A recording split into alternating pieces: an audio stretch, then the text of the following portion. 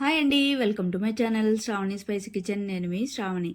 ఇవాళ అయితే మనం వేడివేడిగా బజ్జీలు ఎలా చేసుకోవాలో చూపించేస్తానండి. ఇదైతే చూస్తుంటేనే నోట్లో నీళ్ళు వచ్చేస్తున్నాయి కదా. అందులోనూ వెదర్ ఈవినింగ్ బాగా కూల్గా ఉన్నప్పుడు ఈ విధంగా బజ్జీలు చేసుకొని తిన్నామంటే భలేగా ఉంటుంది కదండి.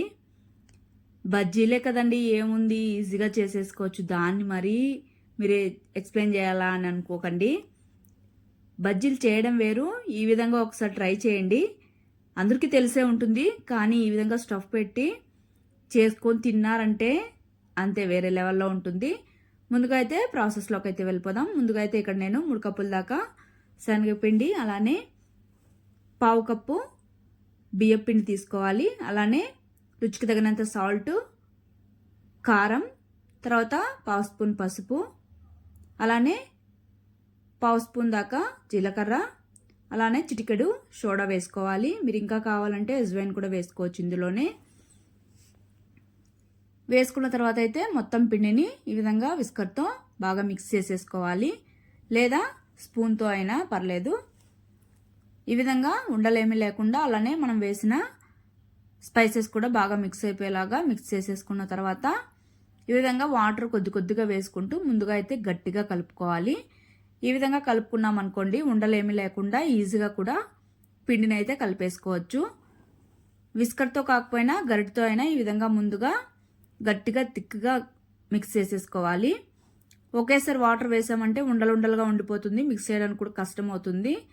ఈ విధంగా ముందుగా అయితే కొద్ది కొద్దిగా వేసుకొని ఈ విధంగా మిక్స్ చేసుకున్న తర్వాత కావాలంటే మీ కన్సిస్టెన్సీకి తగ్గట్టు అయితే వాటర్ వేసుకొని అడ్జస్ట్ చేసుకోవచ్చు.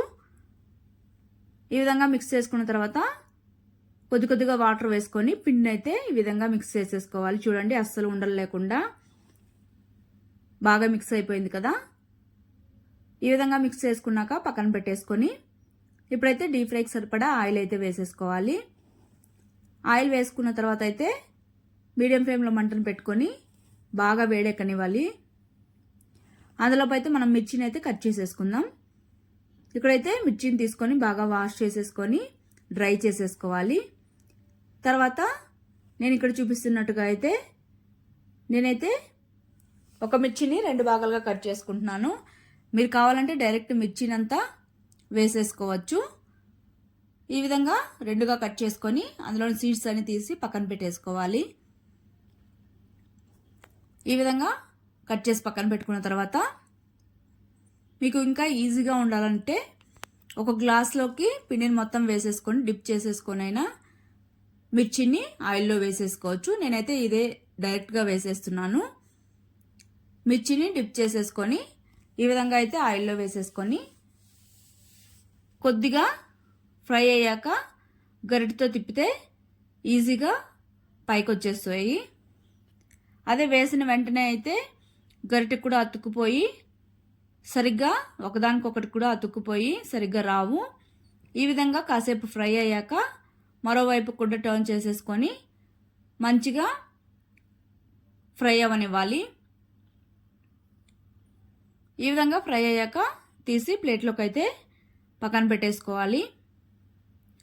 మంటను మాత్రం మీడియం ఫ్లేమ్లో కానీ లో ఫ్లేమ్లో కానీ పెట్టుకోవాలి, ఎందుకంటే లోపలి వరకు ఉడకాలి కాబట్టి.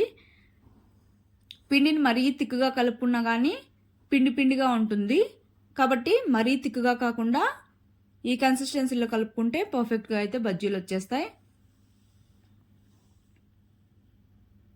ఈ విధంగా మిగిలిన పిండిని కూడా బజ్జీలు వేసేసుకోవాలి. ఇక్కడ బజ్జీలన్నీ వేసేసుకున్నాక ఇప్పుడే ఉందండి సిసలైన టేస్ట్ అనేది బజ్జీలకు. ఈ విధంగా డైరెక్ట్గా తింటే ఏముంటుందండి, ఇప్పుడు నేను చూపించే ప్రాసెస్తో ట్రై చేయండి, ఖచ్చితంగా నచ్చుతుంది. ఇది అందరూ ట్రై చేసే ఉంటారు మోస్ట్లీ. ట్రై చేయకపోతే ఒకసారి అయితే ఈ విధంగా ట్రై చేయండి. బజ్జీలు అయితే మంచిగా చూడండి, సాఫ్ట్గాను అలానే క్రిస్పీగా కూడా ఉన్నాయి. తర్వాత అయితే ఒక మిక్సింగ్ బౌల్ తీసుకొని కొద్దిగా బాగా సన్నగా కట్ చేసుకున్న కొత్తిమీరని వేసుకోవాలి. అలానే సన్నగా కట్ చేసుకున్న ఆనియన్స్ వేసేసుకోవాలి. తర్వాత మనం ఆల్రెడీ బజ్జీల్లో కూడా సాల్ట్ వేసాం కాబట్టి కొద్దిగా సాల్ట్ వేసుకొని ఇందులోనే కారం కూడా వేసుకోవాలి, ఒక హాఫ్ స్పూన్ దాకా. కారం వేసుకున్న తర్వాత అయితే పావు స్పూన్ దాకా వేయించిన జీలకర్ర పొడి వేసుకోవాలి. అలానే ఇక్కడ నేను చూపిస్తున్నాను కదా, హాఫ్ లెమన్ అయితే బాగా స్క్వీజ్ చేసేసుకోవాలి. తర్వాత గుప్పెడు దాకా వేయించిన పల్లీలను అయితే వేసుకోవాలి. ఇవన్నీ వేయడం వల్ల మంచి టేస్ట్ వస్తుందండి, ఇదైతే అస్సలు మిస్ అవ్వద్దు. పల్లీలు కూడా వేసుకున్నాక మొత్తం ఒకసారి బాగా కలిసేలాగా మిక్స్ చేసేసుకోవాలి. మిక్స్ చేసేసుకొని పక్కన పెట్టేసుకొని ఒక సర్వింగ్ ప్లేట్ అయితే తీసేసుకోవాలి.